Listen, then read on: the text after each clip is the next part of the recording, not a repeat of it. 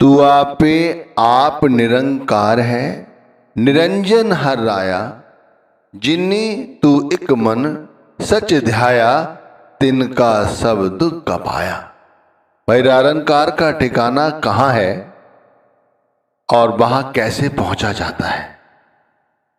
तो मैं कहता हूं निरंकार का ठिकाना है 10वां द्वार, 10वीं खिड़की या 10वीं मंजिल पर वह रहता है। निरंकार को निरंजन और ज्योत निरंजन भी कहते हैं। निरंकार का मतलब समझने पर भाई इसे जपने में सरलता हो जाती है और इसे जपते समय अंतर में सुखद अनुभव होते हैं। वहां तक पहुंचने से पहले इसे कैसे जपा जाता है, इसे कैसे पाया जाता है, इसका पूरा भेद कौन जानता है, इसके जपने से क्या लाभ होता है, यह सब जानना बहुत जरूरी है। अब जैसे चौथी पातशाही ने कहा है, तू आपे आप निरंकार है, निरंजन हर राया। वो निरंजन सभी में रह रहा है और तू अपने आप में ही पूरा पुरुष है, पूर्ण परमात्मा है। तू अपने आप में ही पूरा निरंकार है। जो लोग तुझे ध्याते हैं, तेरी भक्ति करते हैं, तो उन सभी की दुखों को दूर कर देता है। ये चौथी पातशाही ने समझाया है। तो निरंकार को जानने के लिए अपने आप को पूरी तरह से सत्संग की ओर ले आओ।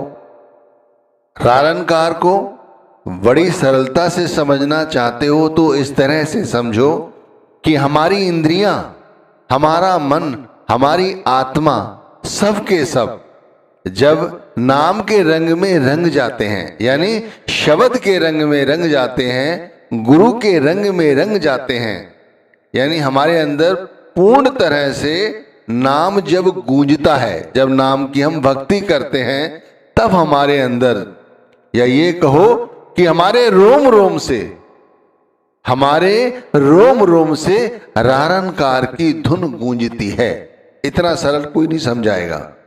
जैसे मैं समझा रहा हूं आपको कि हमारी समस्त इंद्रियां, हमारा मन, हमारी आत्मा, सब का सब जो कुछ भी है, हमारी सोच, सब एक हो जाए, सब के सब एक हो जाए, तब हम जब नाम भक्ति करते हैं, जब नाम का सुमिरन करते हैं, उस समय भी, और जब हम नाम का भजन करें, यानी जब हम अंदर अपने शब्द को निहारते हैं, तब हमारे रोम रोम से, हमारे अंतर से निरंकार की धुन अपने आप गूंजती है, जो हमें सुनाई देती है बड़ी सहजता से, बड़ी सरलता से और बड़े स्पष्ट रूप से, पूरी स्पष्ट रूप से सुनाई देती है। वो धुन निरंकार की धुन है। निरंकार तक पहुंचने से पहले हमें निरंजन के अर्थ को और निरंजन को जानना बहुत जरूरी है, और निरंजन से ज्योत निरंजन तक। तो पहले निरंजन को समझ लेते हैं कि निरंजन क्या है। निरंजन माने निर को अलग करो और अंजन को अलग करो। निर कहते हैं वह, और अंजन कहते हैं माया को, यानी कि वह कुल मालिक जो अंजन यानी माया से रहित है, माया से रहित है वो कुल मालिक। हम ऐसे कुल मालिक, ऐसे मालिक की भक्ति करते हैं, यानी उसी को हम निरंजन कहते हैं। और उस निरंजन के साथ यदि ज्योत जुड़ जाती है तो उसे कहते हैं ज्योत निरंजन, यानी वो कुल मालिक जो अपने अंदर ज्योति रखता है, या उस मालिक तक पहुंचने का जरिया केवल ज्योति है। तो ज्योत निरंजन से आगे, यानी कि वो निरंकार की आवाज सुनाई कैसे देगी?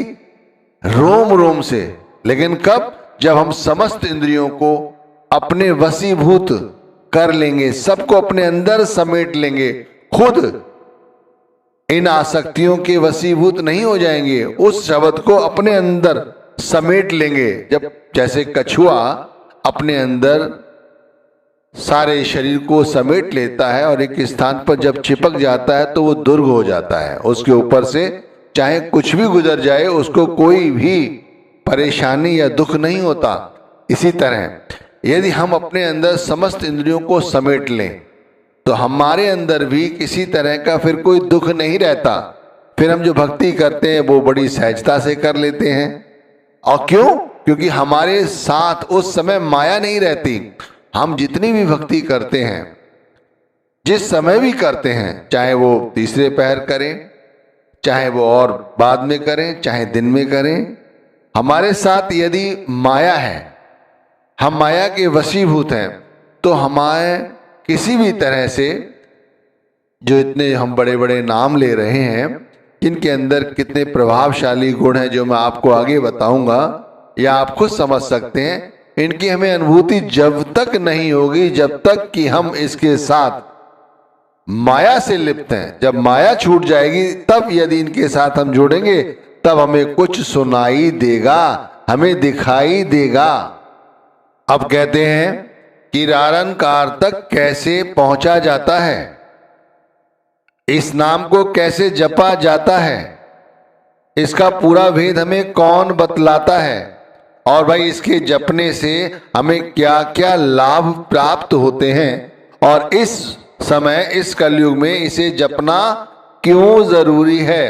तो सबसे पहले कि भाई वहां तक पहुंचा कैसे जाता है, तो वहां तक वक़्त के पूरे सतगुरु द्वारा ही पहुंचा जा सकता है। यानी हमें वक़्त के पूरे सतगुरु ही इसका भेद बतला सकते हैं। वैसे देखो, संत महात्मा नाम देते हैं, अब वो नाम धुनात्मक है या नहीं, ये तो भाई वो देने वाला संत खुद जानता है।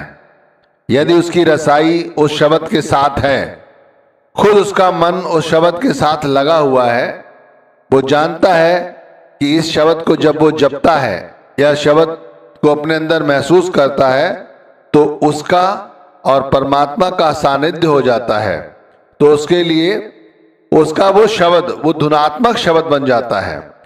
फिर उस शब्द के साथ जैसे जैसे वो खुद जुड़ता है या लोगों को जोड़ता जाता है, तो जैसे संसार से उसकी आसक्ति खत्म होती चली जाती है, उसी तरह लोगों की आसक्ति, हम लोगों की आसक्ति खत्म हो जाती है। लेकिन जो स्वयं उस नाम को जप के अभी दुनिया की माया से खुद जुड़ा हुआ है, उस नाम से हम खुद अपने आप को दूर नहीं कर सकते, ना ही हम दुनिया की माया से अपने आप को दूर कर सकते। इसीलिए सतगुरु खोजो री प्यारी, जगत में दुर्लभ रतन यही। कोई ऐसा वक़्त का पूरा संत सतगुरु ढूंढो जो इस शब्द की महिमा जानता हो, क्योंकि ये दुर्लभ रत्न है। स्वामी जी महाराज ने कहा, संसार में जितने भी रत्न हैं उनकी कीमत आंकी जा सकती है, लेकिन जो पूरे गुरु हैं वो दुर्लभ रत्न है, उनकी कीमत नहीं आंकी जा सकती, क्योंकि वो जो हमें ज्ञान देते हैं वो सच है, वही धुनात्मक शब्द है जो स्वयं उस शब्द से जुड़ा हुआ है। इसे और अच्छी तरह समझाया है, गुरु सोई जो शब्द सनेही, शब्द बिना दूसर नहीं सेई, शब्द कमावे सो गुरु पूरा, उन चरणन की हो जा धूरा।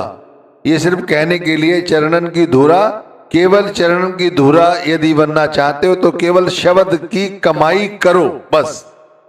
अब पूरा वही है जो शब्द से जुड़ा हुआ है, शब्द की रसाई तक पहुंच गया है, शब्द ही उसके लिए सब कुछ है, और वो शब्द का ही भेद हमें समझा रहा है। तो उस तक पहुंचने का सबसे सरल तरीका है वक़्त के पूरे संत सदगुरु की खोज। ये पहली बात। अब इसे हमने पा लिया, इसका भेद पूरा गुरु जानता है। पूरा गुरु हमें समझाता है कि भाई पहले ज्योत निरंजन को समझो, पहले अंजन माया को छोड़ो, उसके बाद में उस ज्योत निरंजन यानी उस सर्वलौकिक जो परमात्मा है, जो इस शब्द में बैठा हुआ है, उसे पहचानो, रटो नहीं, जपो नहीं, पूरी शिद्दत के साथ, बड़े प्रेम के साथ, धीरे धीरे इस शब्द के साथ अपने आप को जोड़ो, जोड़ते चले जाओ।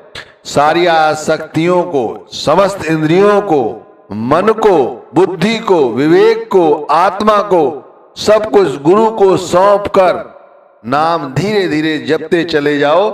तो अपने आप रारनकार की जो धुनिया है वो सुनाई देने लग जाती हैं। अब हमारी भक्ति सही है या गलत हमें ये भी पता चल जाता है। बहुत से लोग कहते हैं बहुत समय हो गया नाम जप रहे हैं लेकिन कोई फायदा नहीं हो रहा है, उन्हें कुछ सुनाई नहीं दे रहा, उन्हें कुछ दिखाई नहीं दे रहा। तो नहीं दिखाई दे रहा है, नहीं सुनाई दे रहा है, तो इसीलिए नहीं सुनाई दे रहा है क्योंकि वो सिर्फ और सिर्फ अपना एक काम उन्होंने सोचा हुआ है वो कर रहे हैं। नहीं, जिस सिमरत दुख प्रभु सब जाए, जिस सिमरत दुख शुभ जाए, नाम रतन बसे मन आए।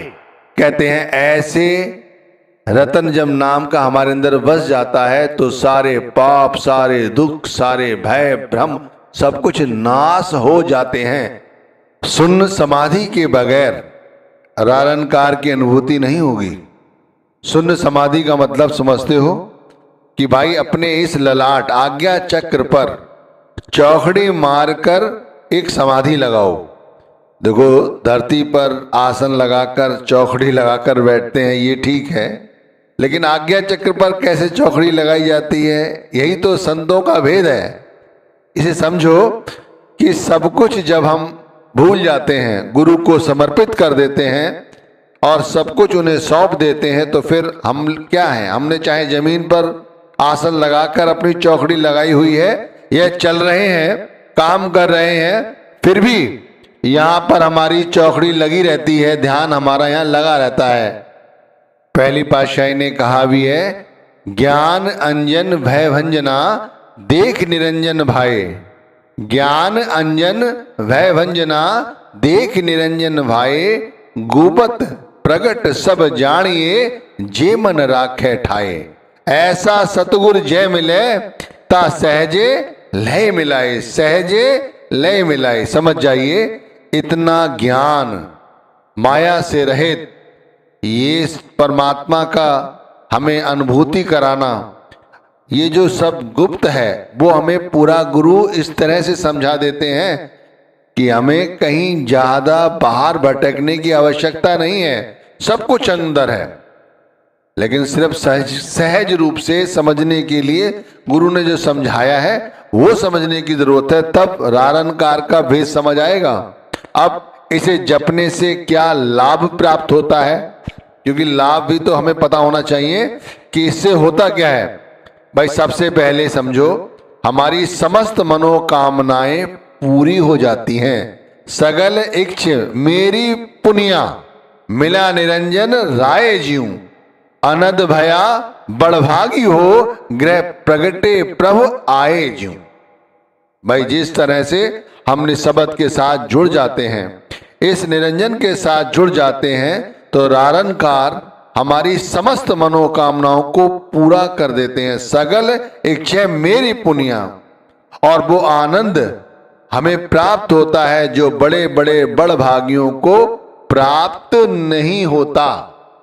इसके सिमरन करने से, रारनकार की धुन सुनने से सभी पाप और दुख और भय और सारे भ्रम नाश हो जाते हैं। प्रभु के सिमरन भव ना व्यापै, प्रभु के सिमरन दुख ना संतापै। पांचवी पातशाही ने कहा है, इस नाम निरंजन को जपने से, गुरु के नाम को जपने से हमें कोई दुख नहीं सताता। आगे जाकर हमारी जो समस्त चिंताएं हैं वो दूर हो जाती है। चरण कमल आराध भगवंता, हर सिमरते मिट्टी मेरी चिंता।